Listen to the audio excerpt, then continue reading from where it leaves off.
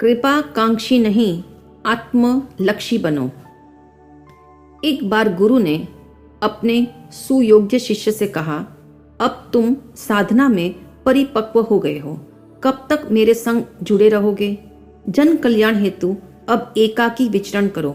इसके लिए मैं आज तुम्हें आश्रम से विदा करना चाहता हूँ। शिष्य ने कहा, गुरुदेव, इस अंधेरी रात में आप मुझे विदा दे रहे हैं। ऐसे में आपका अनुग्रह ही मेरे मार्ग की बाधाओं को दूर कर सकता है। अतः मैं सदा आपका कृपाकांक्षी बना रहूंगा। गुरु ने वात्सल्य भरा हाथ शिष्य के सिर पर रखा। क्षण भर बाद उन्होंने पास में रखा हुआ दीपक उठाया और उसे प्रज्वलित कर शिष्य के हाथ में थमा दिया। तदनंतर मधुर स्वर में बोले, आओ, मैं तुम्हें आश्रम के मुख्य द्वार तक छोड़ाऊं। दीपक की रोशनी में वे दोनों आश्रम के द्वार तक पहुंचे। विदाई की बेला में गुरु ने मंगल वचन कहे। गुरु चरणों में साष्टांग नमस्कार कर शिष्य भारी कदमों से प्रस्थान करने लगा तो गुरुजी ने अचानक फूंक मारकर दीपक बुझा दिया। शिष्य ने सा आश्चर्य पूछा, गुरुदेव, ऐसी मुझसे क्या खता हुई कि आपने मेरी रवानगी के साथ दीपक भी बुझा दिया? गुरु ने कहा, वत्स, गुरु की छत्र छाया में हरदम रहने से कहीं तुम्हें कृपाकांक्षी बने रहने की आदत न पड़ जाए, इसलिए मैंने तुम्हारा साथ छोड़ा। दीपक इसलिए बुझाया था ताकि तुम्हें समझ आ जाए कि दूसरों के द्वारा प्रज्वलित दीपक कभी भी तिरोहित हो सकता है, किंतु अपने द्वारा प्रज्वलित विवेक का दीपक कभी नहीं बुझता। वह सदा उत्थान का मार्ग अवलोकित करता है। इसलिए तुम कृपाकांक्षी नहीं, आत्मलक्षी बनो। ध्यान रहे, कृपाकांक्षी बनना गलत नहीं है, किंतु यह मत भूलना कि कृपा आकांक्षा का विषय नहीं है, धर्म का परिणाम है। धर्म के मर्म से जो अनजान है वे धर्म अनुष्ठान द्वारा प्रभु कृपा या गुरु कृपा पाने के लिए लालायित रहते हैं। प्रभु प्रसाद या गुरु का अनुग्रह पाने हेतु कृपाकांक्षी बनकर किए जाने वाले धर्म में जीवन के सारे दुख मिट जाए और मुझे तमाम सुख मिल जाए, मात्र यही प्रयोजन होता है।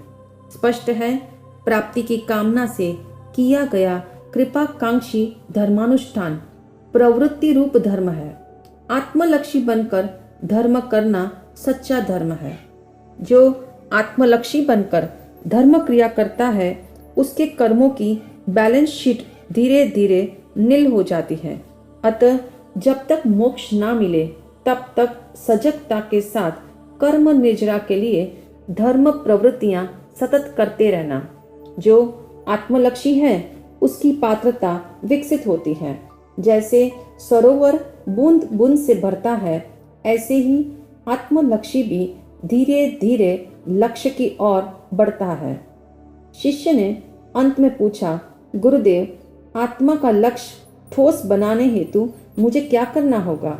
गुरु ने मार्गदर्शन देते हुए कहा, वत्स, जीवन की हर प्रवृत्ति आत्मा को लक्ष्य में रखकर करोगे तो आत्माभिमुख होना आसान हो जाएगा। आत्मशुद्धि हेतु जो धर्म क्रिया करता है उस आत्मलक्षी साधक के जीवन में प्रभु कृपा एवं गुरु कृपा की बरसात स्वतः होती है। जो कामना पूर्ति हेतु धर्म अनुष्ठान करते हैं उन्हें यह नहीं भूलना चाहिए कि मन और मस्तिष्क में लहरों की भांति इच्छाओं का जाल व्याप्त है और आज तक इस धरा पर सभी की इच्छाएं अधूरी रही है। इसलिए जीवन की किसी भी अवस्था में अपनी धर्म क्रियाओं के पीछे सांसारिक आकांक्षा पूर्ति का उद्देश्य मत रखना, तभी आप आत्मलक्षी बन सकोगे। अपनी धर्म क्रियाओं को आत्मलक्षी बनाने हेतु प्रतिदिन अपनी जांच और प्रयोग करें। जीवन की हर प्रतिकूल परिस्थिति में मन संकट मोचन हेतु नहीं बल्कि कर्म निर्जरा के लक्ष्य से ही धर्म क्रियाएं करता हो तो जानना आप आत्मलक्षी हो। धर्म क्रियाओं के पीछे पद प्रतिष्ठा पाने का उद्देश्य नहीं हो और प्रतिष्ठा धूमिल होने पर भी यदि मन आत्म लक्ष्य से न हटे तो जानना आप आत्मलक्षी हो। प्रतिदिन एक धर्म क्रिया आत्मशुद्धि के लिए करने का संकल्प ले और साधना पथ पर एक कदम आगे बढ़ाए।